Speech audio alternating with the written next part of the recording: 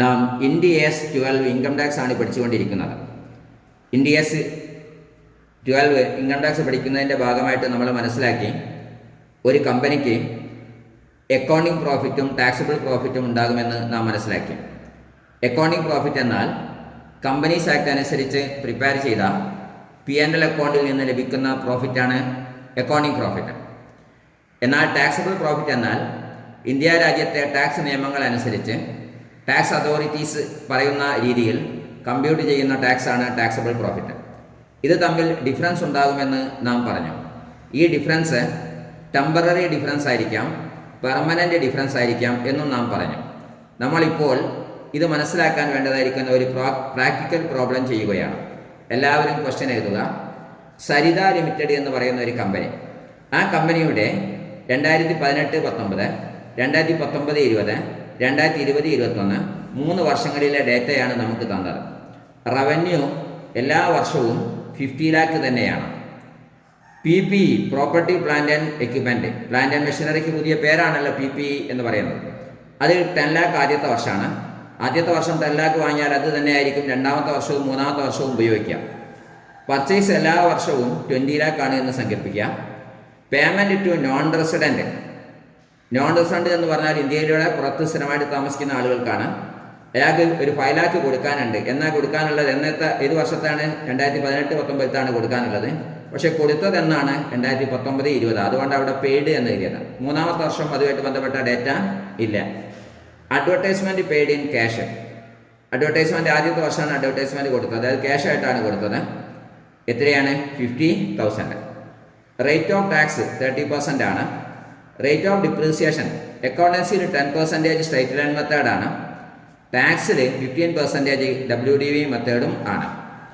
Okay, എന്നിട്ട് നമ്മളോട് പറയുന്നത് compute accounting profit and taxable profit of 3 years. രണ്ടും കാണണം. ഓരോ വർഷത്തെയും അക്കൗണ്ടിങ് പ്രോഫിറ്റും കാണണം, ടാക്സബിൾ പ്രോഫിറ്റും കാണണം. എന്നിട്ട്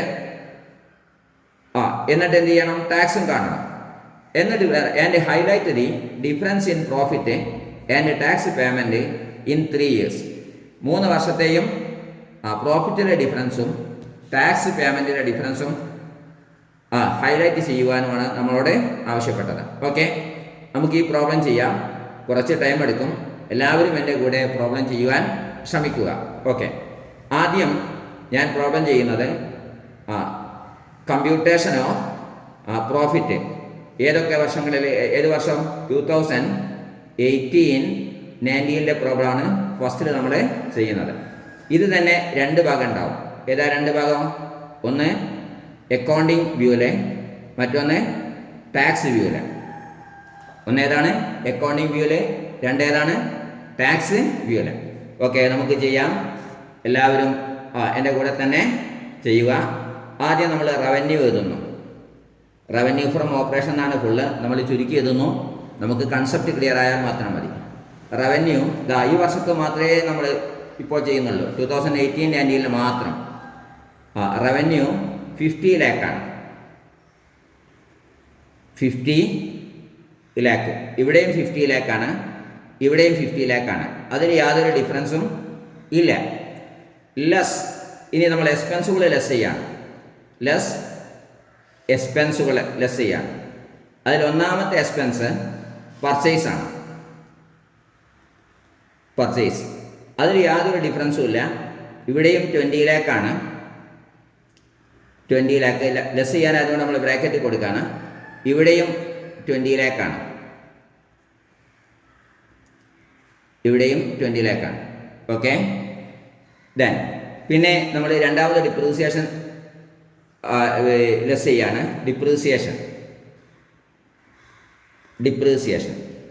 ഡിപ്രീസിയേഷൻ ഓൺ PPE ആണ്. ഡിപ്രീസിയേഷൻ PPE എത്രയാണ്? 10 lakh ആണ്.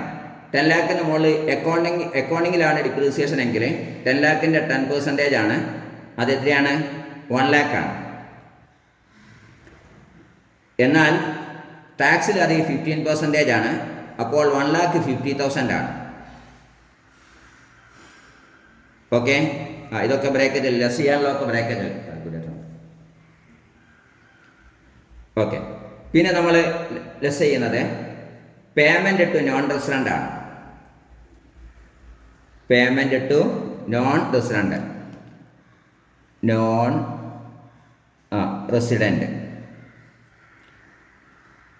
പേയ്മെൻറ്റ് ടു നോൺ റെസിഡൻറ്റിന് അത് ഏത് വർഷത്തെ ചിലവാണ്? 2018-19 അന്ന് പേയ്മെൻറ്റ് നടത്തിയിട്ടുണ്ടോ? അന്ന് പേയ്മെൻറ്റ് നടത്തിയിട്ടില്ല. പക്ഷേ ഏത് വർഷത്തതാണ്? 2018-19 അക്കൗണ്ടിങ്ങിൽ അത് ആ വർഷത്തെ എക്സ്പെൻസ് ആയിട്ട് നമുക്ക് എന്ത് ചെയ്യാം? എഴുതാം. ആ വർഷത്തെ എക്സ്പെൻസ് ആയിട്ട് എഴുതാം. എന്നാൽ ടാക്സിൻ്റെ വ്യൂ പോയിന്റിൽ നമ്മൾ ടാക്സബിൾ പ്രോഫിറ്റ് കാൽക്കുലേറ്റ് ചെയ്യുമ്പോൾ അത് എഴുതാൻ പാടില്ല. എന്തുകൊണ്ടെന്ന് ചോദിച്ചാൽ അത് പേയ്മെൻറ്റ് നടത്തുന്നത് 2019-20 ആ സമയത്താണ് TDS കട്ട് ചെയ്യുക. TDS കട്ട് ചെയ്യാതിരുന്നാൽ ഇൻകം ടാക്സ് നിയമം അനുസരിച്ച് TDS കട്ട് ചെയ്യാതെ നോൺ പേയ്മെൻറ്റിൻ്റെ എക്സ്പെൻസ് എഴുതിയാൽ അത് ടാക്സ് റൂൾസ് അനുസരിച്ച് ഡിഡക്റ്റ് ചെയ്യാൻ പാടില്ല.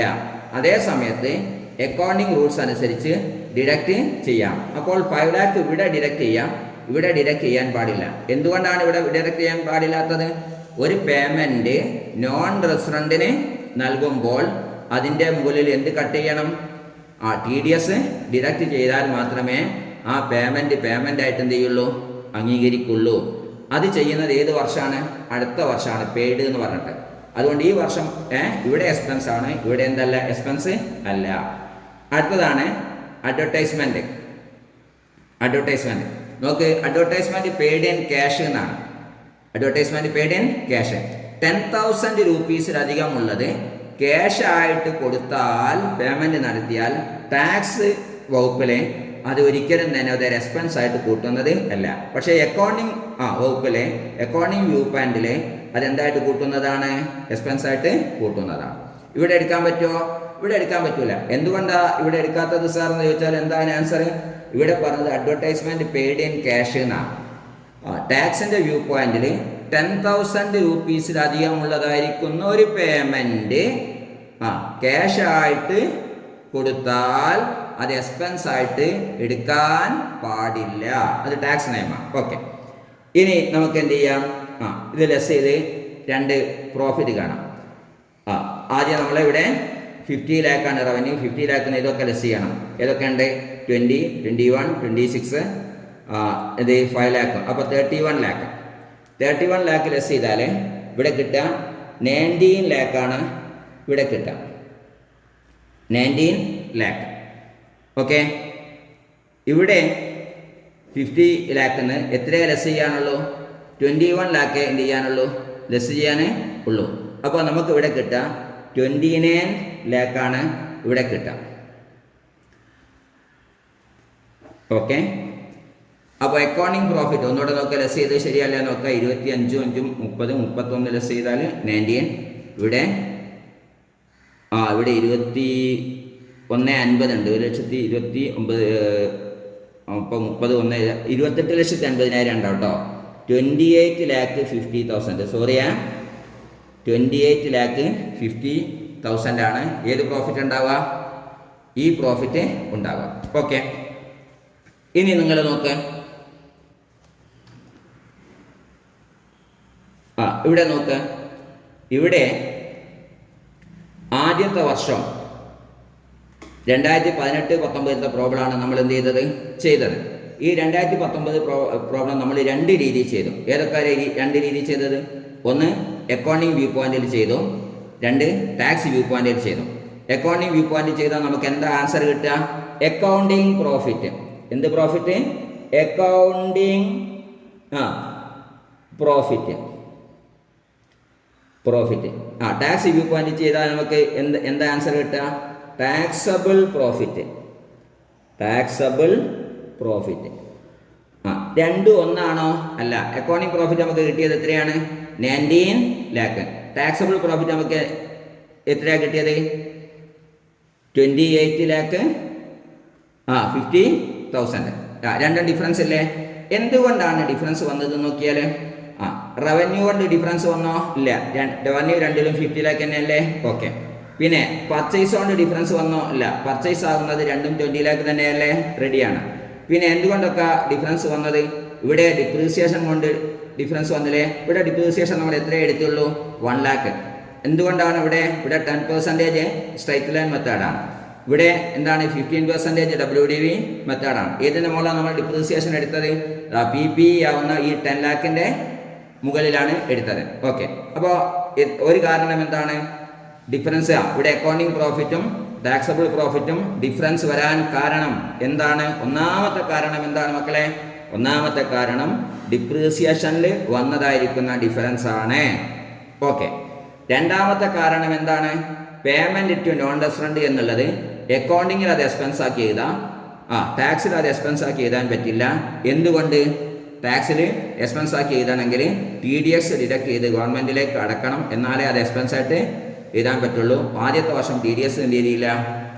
ഡിഡക്ട് ചെയ്ത് എക്സ്പെൻസ് ആക്കിയിട്ട് എഴുതിയിട്ട് ഇല്ല. മൂന്നാമത്തത് എന്താണ്? അഡ്വർടൈസ്മെന്റാണ്. അഡ്വർടൈസ്മെന്റ് പെയ്ഡ് ഇൻ ക്യാഷ് ആണെങ്കിൽ എവിടെ അത് എക്സ്പെൻസ് ആയിട്ട് എഴുതാം? അക്കൗണ്ടിങ് പ്രോഫിറ്റിൽ എഴുതാം. എവിടെ എഴുതാൻ പാടില്ല? ടാക്സബിൾ പ്രോഫിറ്റിൽ എഴുതാൻ പാടില്ല. ഈ 3 കാരണം കൊണ്ടാണ് എന്ത് വന്നത്? ഡിഫറൻസ് വന്നത്. ഏതിലൊക്കെ ഡിഫറൻസ് വന്നത്? അക്കൗണ്ടിങ് പ്രോഫിറ്റിലും ടാക്സബിൾ പ്രോഫിറ്റും. ഓക്കെ. ആദ്യത്തെ വർഷത്ത് മാത്രമാണ് നമ്മൾ ചെയ്തത്. അത് നമ്മൾ അങ്ങോട്ട് എന്ത് ചെയ്യുന്നു? മാറ്റി വെക്കുന്നു. എന്നിട്ട് എന്ത് ചെയ്യുന്നു? അതേ പ്രോബ്ലം തന്നെ നമ്മൾ രണ്ടാമത്തെ വർഷത്തേത് ചെയ്യുന്നു. സരിത ലിമിറ്റഡിൻ്റെ രണ്ടാമത്തെ വർഷം. ഏതാ രണ്ടാമത്തെ വർഷം? 2019-20. ഈ രണ്ടാമത്തെ വർഷവും നമ്മൾ എന്ത് തന്നെ ചെയ്യണം? 2 രീതിയിൽ തന്നെ ചെയ്യണം. ഏതാ 2 രീതി? ഒന്ന് അക്കൗണ്ടിങ് വ്യൂ പോയിന്റിൽ, 2 ടാക്സ് വ്യൂ പോയിന്റിൽ. ഓക്കെ. ആദ്യം നമുക്ക് എഴുതാം റവന്യൂ. ഏതാണ്? 50 ലാക്ക്. 2 സ്ഥലത്തും 50 ലാക്ക് അല്ലേ? അതെ, 50 ലാക്കാണ്. ഒരു ഡിഫറൻസും ഇല്ല. അപ്പോൾ അവിടെ ഡിഫറൻസ് വരുന്നില്ല. റവന്യൂവിൽ ഡിഫറൻസ് വരുന്നില്ല. Less purchase. ലെസ് എന്താണ്? പർച്ചേസ്. രണ്ടും എന്താണ്? 20 ലാക്കാണ്. ഡിഫറൻസ് ഉണ്ടോ? ഇല്ല, ഡിഫറൻസ് ഇല്ല. 20 ലാക്കാണ്. ഡിഫറൻസ് ഇല്ല. ലെസ് ചെയ്യാനായതുകൊണ്ട് നമ്മൾ എന്ത് ചെയ്യാം? ബ്രാക്കറ്റിൽ കൊടുക്കാം. ഇനി എന്താ നമുക്ക് വേണ്ടത്? ഡിപ്രീസിയേഷൻ. എത്ര ലക്ഷത്തിൻ്റെ മുകളിൽ? 10 ലക്ഷത്തിൻ്റെ മുകളിൽ. ഇവിടെ നമ്മൾ എത്ര തന്നെ എഴുതാം? 1 ലാക്ക് തന്നെ. എന്തുകൊണ്ട്? 10 ലാക്കിൻ്റെ 10% സ്ട്രൈറ്റ് ലൈൻ മെത്തേഡാണ്. സ്ട്രൈറ്റ് ലൈൻ മെത്തേഡാണ്. എല്ലാ വർഷവും ഡിപ്രീസിയേഷൻ സെയിം തന്നെ ആയിരിക്കില്ലേ? അതെ, ആയിരിക്കും. പക്ഷെ ഇവിടെ നമ്മൾ 1 ലാക്ക് അല്ല എഴുതാം. ഇവിടെ നമ്മൾ എത്ര എഴുതാം? നോക്കുക. നമ്മൾ 10 ലക്ഷത്തിൻ്റെ മുകളിൽ നേരത്തെ നമ്മൾ 1.5 ലക്ഷം കണ്ടില്ലേ? 10 ലാക്ക്. 10 ലാക്കിൽ നിന്ന് നമ്മൾ നേരത്തെ എത്ര കണ്ടു? 1,50,000 നമ്മൾ മൈനസ് ചെയ്യണം. 1,50,000. അപ്പോൾ നമുക്ക് എന്ത് കിട്ടും? 8,50,000 കിട്ടും. ഇനി WDV മെത്തേഡാണ് ടാക്സിൽ. അപ്പോൾ ടാക്സിൽ WDV മെത്തേഡാകുന്ന സമയത്ത് 8,50,000 എത്ര പെർസെൻറ്റേജാണ് നമ്മൾ എടുക്കേണ്ടത്? ഇൻറ്റു എത്ര പെർസെൻറ്റേജാണ്? 15%. എത്ര ഉണ്ടാവുക? 1,27,500. 1,27,500. ഇതെന്താണ്? ഡിപ്രീസിയേഷനാണ്. ഓക്കെ. ഇനി അടുത്തത് എന്താണ്? പേയ്മെൻറ്റ് ടു നോൺ റെസിഡൻ്റ് ആണ്. Payment to non resident. Payment to non resident. അതെവിടെ എഴുതാൻ പറ്റുമോ? ഇല്ല. ഇവിടെ എന്തുകൊണ്ട് എഴുതാൻ പറ്റാത്തത്? കഴിഞ്ഞ വർഷം ഇവിടെ എഴുതിയിട്ടുണ്ട്. ആ സമയത്ത് ഇവിടെ എഴുതിയിരുന്നോ? ഇല്ല. എന്തുകൊണ്ടാണ് അവിടെ എഴുതാതിരുന്നത്? അന്ന് TDS കട്ട് ചെയ്തിട്ടില്ലായിരുന്നു. ഇപ്പോൾ രണ്ടാമത്തെ വർഷം അതിന് എന്ത് ചെയ്താൽ പെയ്ഡ് എന്നാണ് പറയുന്നത്. പെയ്ഡ്. അപ്പോൾ അവിടെ എന്ത് ചെയ്തിട്ടുണ്ട്? TDS കട്ട് ചെയ്തിട്ട് ഉണ്ട്. അപ്പോൾ ആ 5 ലാക്ക് എന്ത് ചെയ്യുക? ഈ വർഷം എക്സ്പെൻസ് ആയിട്ട് എഴുതാം. കഴിഞ്ഞ വർഷം എഴുതാത്തതിൻ്റെ കാരണം എന്തായിരുന്നു? കഴിഞ്ഞ വർഷം TDS കട്ട് ചെയ്തിട്ടില്ല. TDS കട്ട് ചെയ്തിട്ടില്ലെങ്കിൽ ഏത് വ്യൂ പോയിന്റിൽ എഴുതാൻ പാടില്ല? ടാക്സ് വ്യൂ പോയിന്റിൽ എഴുതാൻ പാടില്ല. ഓക്കെ. ഇനി എന്താണ്? അഡ്വർടൈസ്മെന്റ് പെയ്ഡ് ഇൻ ക്യാഷാണ്. അഡ്വർടൈസ്മെന്റ് പെയ്ഡ് ഇൻ ക്യാഷ് ഏത് വർഷമേ കൊടുത്തുള്ളൂ? ഏത് വർഷമാണ് കൊടുത്തത്? 2018-19. അന്ന് നമ്മുടെ അക്കൗണ്ടിങ് പ്രോഫിറ്റിൽ എഴുതിയില്ലേ? എഴുതിയിട്ടുണ്ട്. അത് ഈ വർഷം അക്കൗണ്ടിങ് പ്രോഫിറ്റിൽ എഴുതാൻ പറ്റുമോ? ഇല്ല. പിന്നെ അത് ഏതിലും എഴുതാൻ പറ്റില്ല, ഇവിടെ എഴുതാൻ പറ്റില്ല. അപ്പോൾ നമ്മളിവിടെ വെറുതെ കാണിക്കുകയാണത് അഡ്വർടൈസ്മെന്റ് പെയ്ഡ്. ഈ വർഷം പേയ്മെന്റ് നടത്തിയിട്ടുണ്ടോ? ഇല്ല. കഴിഞ്ഞ വർഷം പേയ്മെന്റ് നടത്തി ഇവിടെ എടുക്കാൻ പാടുണ്ടോ? ഇല്ല. എന്തുകൊണ്ട്? അത് ഒരിക്കലും തന്നെ റിവേഴ്സ് ചെയ്യുന്നത് അല്ല. എന്ത് ചെയ്യുന്നതല്ല? റിവേഴ്സ് ചെയ്യുന്നത് അല്ല. ഇനി നമ്മൾ നോക്ക്, ഇവിടെ പേയ്മെന്റ് ടു നോൺ റെസിഡന്റ് എഴുതിയില്ല. കഴിഞ്ഞ വർഷം ഇവിടെ എഴുതിയില്ലായിരുന്നോ? ഈ വർഷം ഇവിടെ എഴുതിയില്ല. ഈ വർഷം എവിടെ എഴുതിയില്ലേ? അതെ, കഴിഞ്ഞ വർഷം എവിടെ എഴുതി? അക്കൗണ്ടിങ്ങിൽ എഴുതി. ഈ വർഷം ഇവിടെ എന്ത് എഴുതി? ഈ വർഷം ഇവിടെ എന്ത് എഴുതി? ടാക്സിൽ എഴുതി. അതുകൊണ്ട് ഇതിനെ നമുക്ക് എന്ത് പറയാം?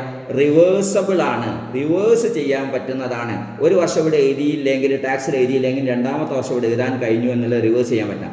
എന്നാൽ അഡ്വർടൈസ്മെന്റ് പെയ്ഡ് ഇൻ ക്യാഷ് എന്നുള്ളത് ആദ്യത്തെ വർഷവും ടാക്സിന്റെ ഭാഗത്ത് എഴുതിയില്ല, രണ്ടാമത്തെ വർഷവും ടാക്സിന്റെ ഭാഗത്ത് എഴുതിയില്ല. അതുകൊണ്ട് രണ്ട് തരം എന്തുണ്ട്? എക്സ്പെൻസുകളുണ്ട്. ചില എക്സ്പെൻസുകൾ എന്താണ്? റിവേഴ്സ് ചെയ്യാൻ പറ്റുന്നതാണ്. എന്താണ്? റിവേഴ്സ് ചെയ്യാൻ പറ്റുന്നതാണ്. എന്താ അങ്ങനെ പറഞ്ഞാൽ അർത്ഥം? ഏതെങ്കിലും ഒരു വർഷം എഴുതിയില്ലെങ്കിൽ അടുത്ത വർഷം എന്ത് ചെയ്യാം? അത് എഴുതാം. എന്നാൽ മറ്റു ചില എക്സ്പെൻസുകളുണ്ട്, അത് റിവേഴ്സ് ചെയ്യാൻ പറ്റുന്നതല്ല, നോട്ട് റിവേഴ്സബിൾ ആണ്. അതായത് ആദ്യത്തെ വർഷവും എഴുതാൻ പറ്റില്ല, രണ്ടാമത്തെ വർഷവും എഴുതാൻ പറ്റില്ല. അപ്പോൾ മനസ്സിലായോ? എന്ത് മനസ്സിലായി? റിവേഴ്സ് ചെയ്യാൻ പറ്റുന്നതും എക്സ്പെൻസുകൾ, റിവേഴ്സ് ചെയ്യാൻ എന്തുണ്ട്? പറ്റാത്തതും ഉണ്ട് എന്ന് മനസ്സിലായി. അപ്പോൾ റിവേഴ്സ് ചെയ്യാൻ പറ്റുന്നതായാൽ ഇവിടെ ഒരു വർഷം എഴുതിയില്ലെങ്കിൽ ഇവിടെ മറ്റൊരു വർഷം, ഇവിടെ ഒരു വർഷം എഴുതിയില്ല, രണ്ടാമത്തെ വർഷം ഇവിടെ എഴുതാമല്ലോ. അങ്ങനെയുള്ളതായിരിക്കുന്ന ഡിഫറൻസുകളെ ടെമ്പററി ഡിഫറൻസ് എന്ന് പറയുന്നു. ഒരു എക്സ്പെൻസ് ആദ്യത്തെ വർഷം എഴുതാൻ കഴിഞ്ഞില്ലെങ്കിൽ രണ്ടാമത്തെ വർഷം എഴുതാം, രണ്ടാമത്തെ വർഷം എഴുതാൻ കഴിഞ്ഞില്ലേ മൂന്നാമത്തെ വർഷം എഴുതാം. അങ്ങനെയുള്ളതായിരിക്കുന്ന ഇൻകമോ എക്സ്പെൻസോ ആണ് എങ്കിൽ അത്തരം ഡിഫറൻസുകൾ എന്ത് വിളിക്കുന്നു? ടെമ്പററി ഡിഫറൻസസ് എന്ന് വിളിക്കുന്നു.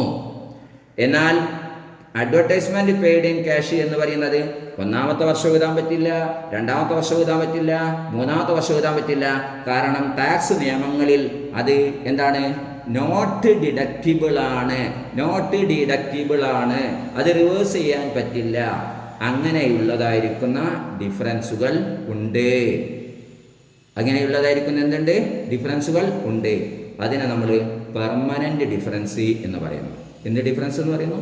പെർമനന്റ് ഡിഫറൻസ് എന്ന് പറയുന്നു. അപ്പോൾ അക്കൗണ്ടിങ് പ്രോഫിറ്റും ടാക്സബിൾ പ്രോഫിറ്റും തമ്മിലുള്ള ഡിഫറൻസുകളെ നമുക്ക് എന്താക്കി മാറ്റാം? രണ്ടായിട്ട് ക്ലാസിഫൈ ചെയ്യാം. ഏതൊക്കെ? ഒന്ന് ടെമ്പററി ഡിഫറൻസും, രണ്ടാമത്തത് പെർമനന്റ് ഡിഫറൻസും.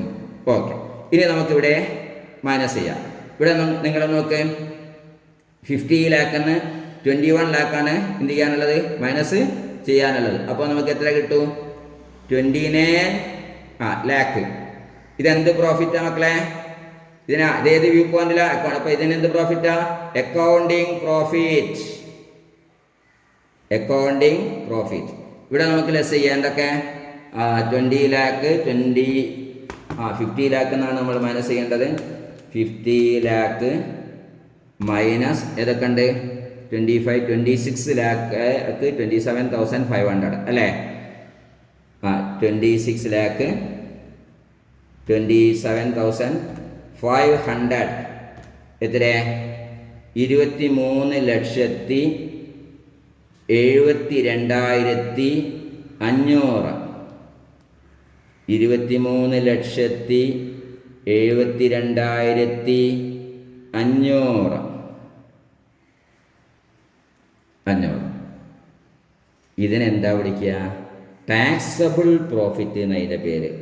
ടാക്സബിൾ പ്രോഫിറ്റ് എന്നാണ് ഇതിൻ്റെ പേര്. ഓക്കെ, ഇപ്പോൾ നമ്മൾ ഏത് വർഷത്വവും ചെയ്ത്? രണ്ടാമത്തെ വർഷത്വവും ചെയ്ത്. ഇനി മൂന്നാമത്തെ വർഷത്താ ചെയ്യുന്നത് കേട്ടോ. ഏതാ മൂന്നാമത്തെ വർഷം? 2021.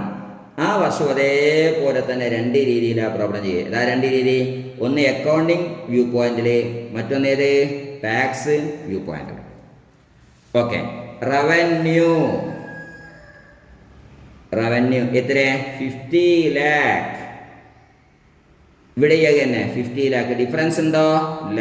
ടെമ്പററി ഡിഫറൻസും ഇല്ല, പെർമനന്റ് ഡിഫറൻസും ഇല്ല, രണ്ടിലും ഒന്ന് തന്നെ അല്ലേ?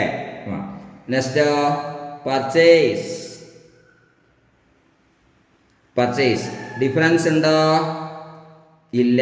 ഇവിടെ എത്ര തന്നെ? 20 lakh തന്നെ. ലെസ് ചെയ്യാനായതുകൊണ്ട് ബ്രാക്കറ്റിൽ. ഇവിടെ എത്ര തന്നെ? 20 lakh തന്നെ. ഡിഫറൻസ് ഉണ്ടോ? ഇല്ല. ടെമ്പററി ഡിഫറൻസും ഇല്ല, പെർമനന്റ് ഡിഫറൻസും ഇല്ല. ഇനി എന്താണ്? ഡിപ്രീസിയേഷൻ.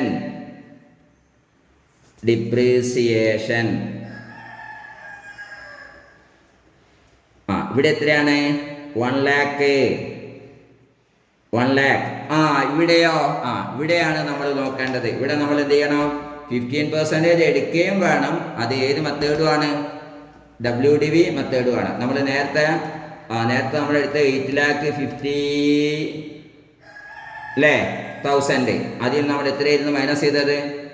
മൈനസ് 1,27,500 മൈനസ് ചെയ്തു. അപ്പോൾ ബാലൻസ് എത്ര കിട്ടുക?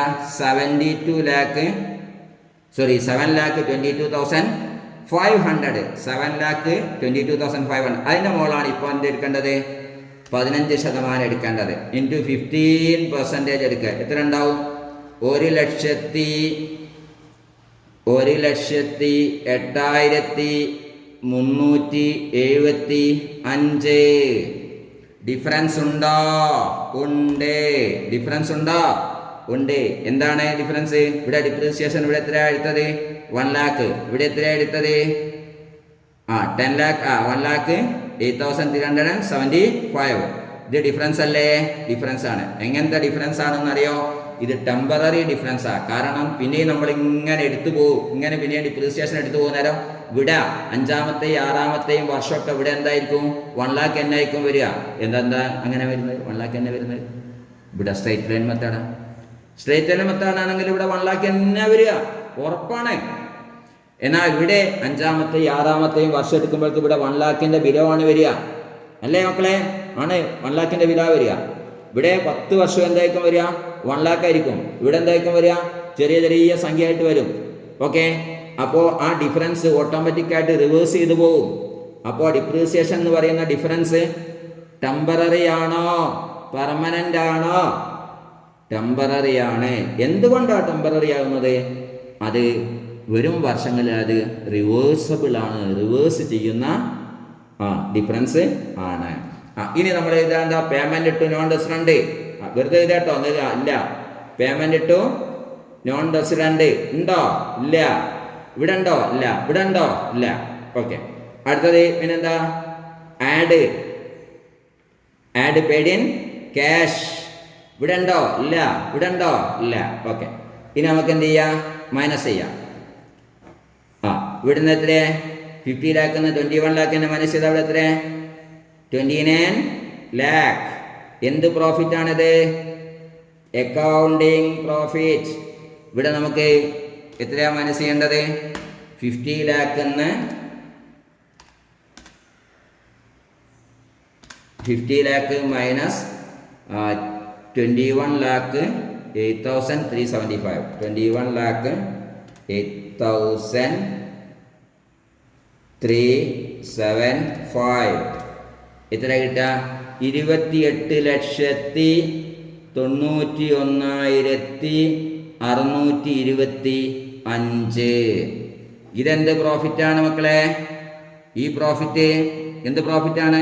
Taxable profit. ടാക്സിന്റെ വ്യൂ പോയിന്റിൽ കാൽക്കുലേറ്റ് ചെയ്താൽ എന്ത് പ്രോഫിറ്റാണ്? Taxable profit. ഓക്കെ. അപ്പോൾ നമ്മൾ 3 കൊല്ലത്തെയും പ്രോബ്ലം ചെയ്തു. ഇനി 3 കൊല്ലത്തെയും ടാക്സ് ആണ് നമ്മൾ ഇനി കമ്പ്യൂട്ട് ചെയ്യുന്നത്. നമ്മൾ എന്ത് കണ്ടു? പ്രോഫിറ്റ് കണ്ടു. നമ്മൾ ഇനി എന്ത് കാണുകയാണ്? ടാക്സ് കമ്പ്യൂട്ട് ചെയ്യാണ്. ഏത് വർഷത്തെ? 3 വർഷത്തെയും ടാക്സ് കമ്പ്യൂട്ട് ചെയ്യാണ്. Okay. Computation of tax. Computation of tax.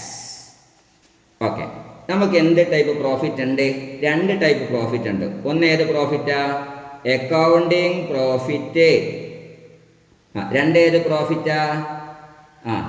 Taxable profit.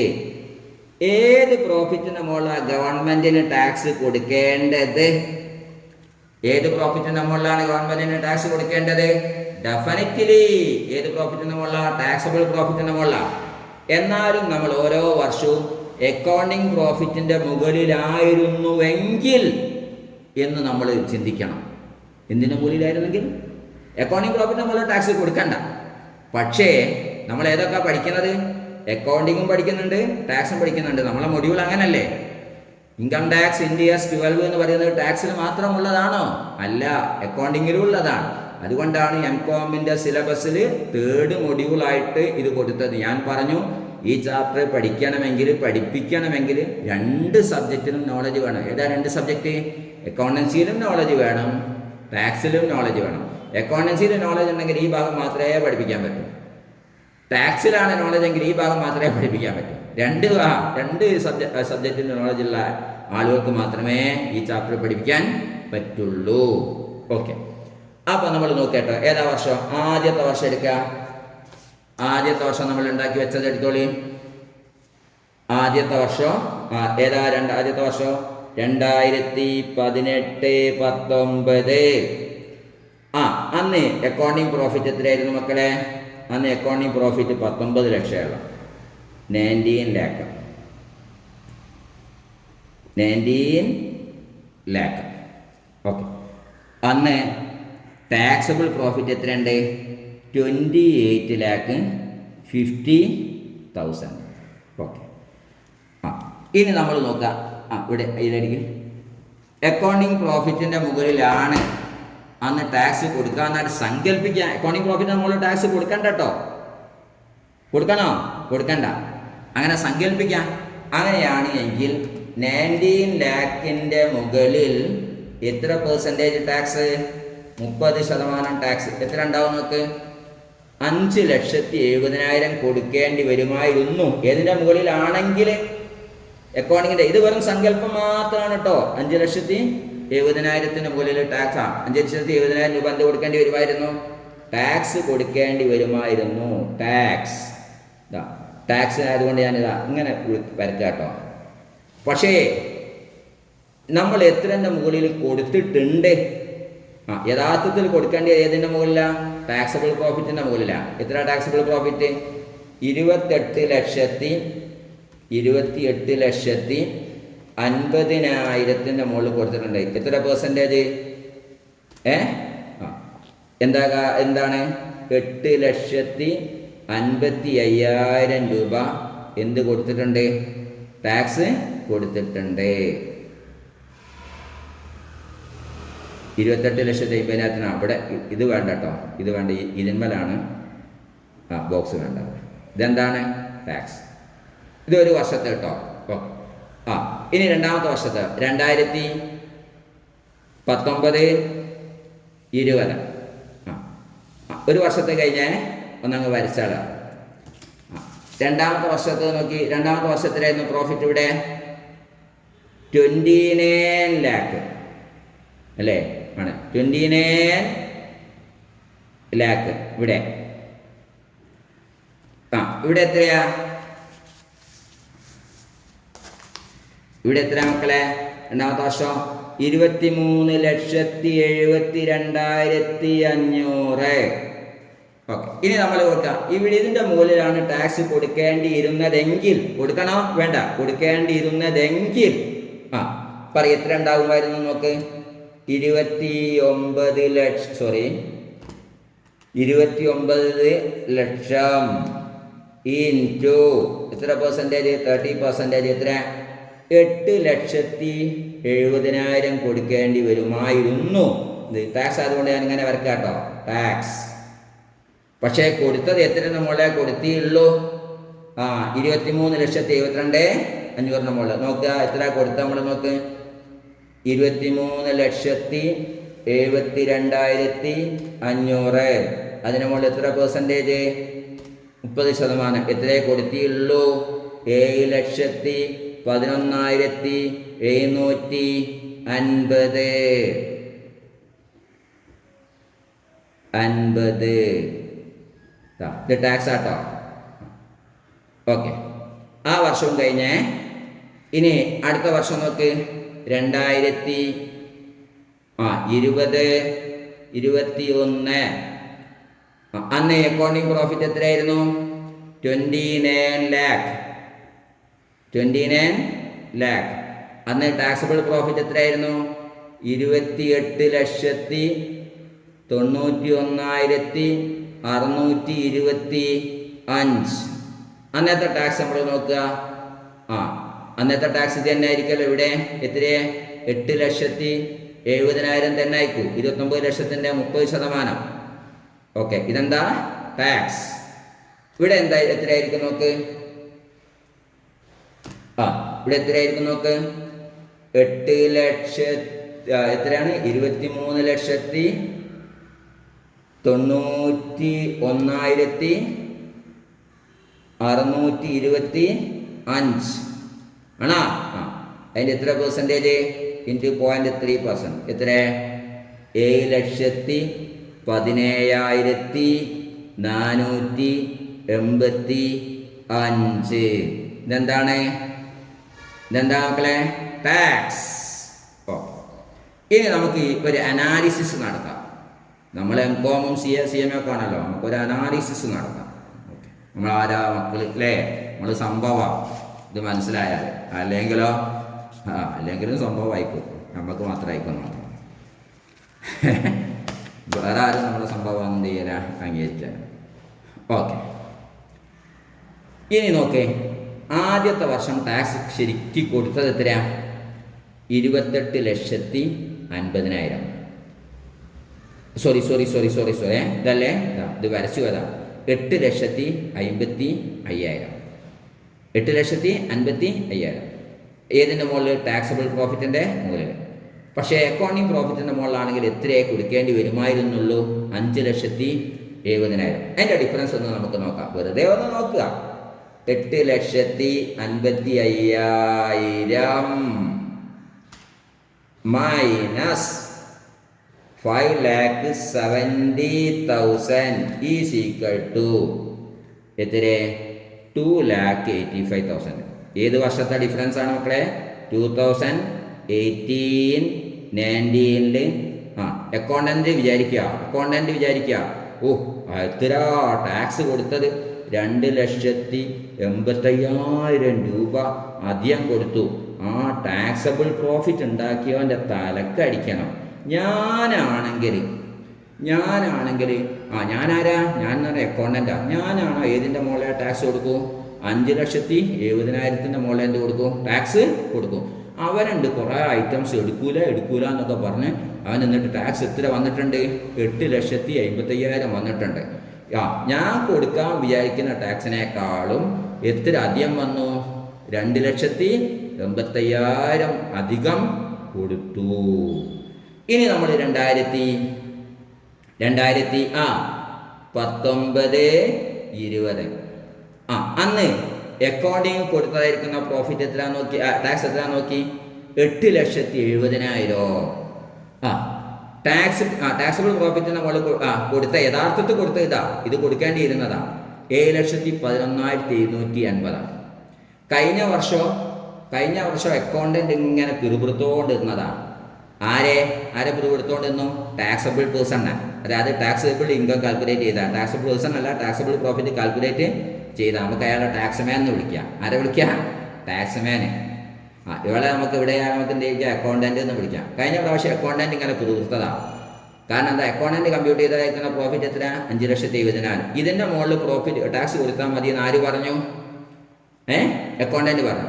എന്നാൽ ഇയാളെ കാൽക്കുലേറ്റ് ചെയ്ത എൻ്റെ മുകളിൽ ടാക്സ് കൊടുക്കേണ്ടി വന്നത് അത് എത്ര കൂട്ടാണ്ട്? 8,50,000. അപ്പോൾ എന്നിട്ട് അക്കൗണ്ടന്റ് കഴിഞ്ഞ പ്രാവശ്യം പറഞ്ഞതാ, നിങ്ങൾ 2,80,000 രൂപ അധികം ടാക്സ് കൊടുക്കേണ്ടി വന്നില്ലേ? ഇപ്പൊ നേരെ തിരിച്ചാ. ഇപ്പോൾ അക്കൗണ്ടന്റ് പറയുന്നത് എത്ര ടാക്സ് കൊടുക്കണമെന്നാ? 8,70,000. പക്ഷേ ടാക്സ്മാൻ എത്ര കൊടുത്തിയുള്ളൂ? 7,11,750 മൈനസ് 7,11,750 ഈസ് ഈക്വൽ ടു ആരെ ഭാഗത്ത? 1,58,250. ഇപ്പൊ എന്നിട്ട് ടാക്സ്മാൻ പറയാ, കഴിഞ്ഞ പ്രാവശ്യോ ആരോടാ പറയുന്നത്? അക്കൗണ്ടിനോട് പറയാ, കഴിഞ്ഞ പ്രാവശ്യമോ ഞാൻ 2,50,000 രൂപ അധികം കൊടുത്താൽ നിങ്ങൾ ഇങ്ങനെ തിരുവൃത്തിയില്ലായിരുന്നോ? ഈ വർഷം ഞാനിതാ അത് ഇത്രയും റിക്കവർ ചെയ്തിരിക്കുന്നു കേട്ടോ എന്ന് പറഞ്ഞു. ഇതാ ഇത്രയും റിക്കവർ ചെയ്തിട്ടുണ്ട്. എത്ര? 1,58,250 രൂപ എന്ത് ചെയ്തിട്ടുണ്ട്? റിക്കവർ ചെയ്തിട്ടുണ്ട് കേട്ടോ. നിങ്ങളാണെങ്കിൽ ഈ വർഷം ഇത്രയും അധികം കൊടുക്കുകയായിരുന്നു. പക്ഷേ ഞാൻ കൂട്ടിയതായിരിക്കുന്ന ടാക്സബിൾ ഇൻകത്തിന് നമ്മൾ കുറവാണ് ഈ വർഷം കൊടുക്കുന്നത്. ഓക്കെ, ഇനി മൂന്നാമത്തെ വർഷം ഏതാ? 2020-21. 2020-21 എത്ര ഇവിടെ കൊടുത്തത്? 8,70,000. ഇവിടെ കൊടുത്തതോ 7,17,485. നമുക്ക് നോക്കാം ഡിഫറൻസ്. 8,70,000 മൈനസ് 7,17,485 എത്ര കിട്ടി? 1,52,515 ഇത്രയെ കുറിച്ച്. അപ്പോൾ ഇനി നോക്ക് ആദ്യത്തെ വർഷം അക്കൗണ്ടന്റ് ആരെ കുറ്റപ്പെടുത്തി? ടാക്സ്മാനെ. നിങ്ങളൊരു ടാക്സബിൾ പ്രോഫിറ്റ്, ആ ടാക്സബിൾ പ്രോഫിറ്റിന്റെ മുകളിൽ ടാക്സ് കൊടുത്തത് കൊണ്ടല്ലേ ഇത്ര കൊടുക്കേണ്ടി വന്നത്? 2,80,000. അന്നേരം ടാക്സ്മാൻ ഒന്നും പറഞ്ഞില്ല, കാണിച്ചു തരട്ടോ എന്ന് പറഞ്ഞു. എന്നിട്ട് രണ്ടാമത്തെ വർഷം കാണിച്ചു കൊടുത്തു. ഞാൻ കഴിഞ്ഞ വർഷം അത്ര കൊടുത്തതിൻ്റെ ഈ വർഷം ഇത്രയും കുറഞ്ഞു കിട്ടി മനുഷ്യ. രണ്ടാമത്തെ വർഷം ഇത്രയും കുറഞ്ഞു കിട്ടി മനുഷ്യ. അങ്ങനെ ആദ്യത്തെ വർഷം ഞാൻ കൊടുത്തതിനേക്കാളും നോക്കുക, ആദ്യത്തെ വർഷം ഞാൻ കൊടുത്തതിനേക്കാൾ എത്ര മൊത്തം കുറഞ്ഞ് 3 വർഷത്തും കൂടെ കൊടുക്കുകയാണെങ്കിൽ എത്ര? 1,52,515 പ്ലസ് 1,58,250. 3,10,765 രൂപ. അപ്പോൾ ടാക്സ്മാൻ അങ്ങോട്ട് പിടിച്ച് അക്കൗണ്ടന്റിനെ അങ്ങോട്ട് പിടിച്ച് കുടഞ്ഞു. എടാ, കഴിഞ്ഞ ആദ്യത്തെ വർഷം ഞാൻ 2,80,000 രൂപ അധികം കൊടുത്തു എന്നുള്ളതിന് ഇനി കുറേ ചൂടായിനല്ലോ. പിന്നീടുള്ള 2 വർഷവും ഞാൻ കൂട്ടിയ ടാക്സബിൾ പ്രോഫിറ്റിന് മുകളിൽ കൂട്ടിയത് കൊണ്ട് ഇത്രയും ടാക്സാണ് നീ വിചാരിച്ചതിനും കുറഞ്ഞ് കിട്ടിയതാണ്. 3,10,765 രൂപ കുറഞ്ഞ് കിട്ടിയതാണ്. നീ ആദ്യത്തെ വർഷം എന്താ? എനിക്ക് എന്താ അറിയാം? എനിക്ക് അക്കൗണ്ടൻസി അല്ലാതെ വേറെ എന്താ അറിയാം? ഞാൻ ഇൻകം ടാക്സ് അറിയുന്ന ആളാണ് എന്ന് പറഞ്ഞു. അപ്പോൾ നിങ്ങൾക്ക് എന്ത് മനസ്സിലായി മക്കളെ? ആദ്യം അധികം കൊടുത്തത് പിന്നീട് അത് കുറഞ്ഞ് റിവേഴ്സ് ചെയ്തില്ലേ? ഇത്രയേ ഞാൻ ഈ വീഡിയോ നിങ്ങൾ മനസ്സിലാക്കാൻ ഉദ്ദേശിക്കുന്നത്. തീർന്നില്ല, നമുക്കിനിയും പറയണം. പക്ഷേ ഇത് നിങ്ങൾ 2 പ്രാവശ്യമോ 3 പ്രാവശ്യമോ ചെയ്യാം. ഇതേപോലുള്ള പ്രോബ്ലംസ് ടെസ്റ്റിലുണ്ടെങ്കിൽ ടെസ്റ്റിലെടുത്ത് ചെയ്യാം. അതല്ലെങ്കിൽ നിങ്ങൾ തന്നെ പ്രോബ്ലംസ് ഉണ്ടാക്കിയിട്ട് എന്ത് ചെയ്യാം? ചെയ്യാം. ഓക്കെ, നമുക്ക് അടുത്ത വീഡിയോയിൽ കാണാം.